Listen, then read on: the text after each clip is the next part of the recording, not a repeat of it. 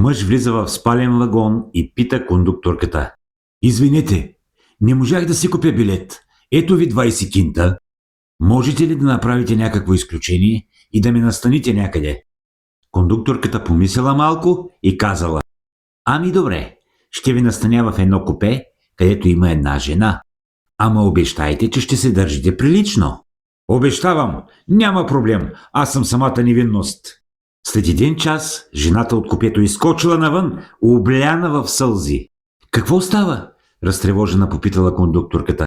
Какво? Какъв е този идиот, който го настанихте в моето купе? Когато дойде и започна да се налива с ракия, нищо не казах. Когато започна да ми се натиска, пак нищо не казах. Когато започна да се съблича, пак нищо не казах. Но когато ми взе очилата и ги сложи на оная си работа и каза: Жоре, гледай какъв крокодил трябва да чукаме, тогава не издържах.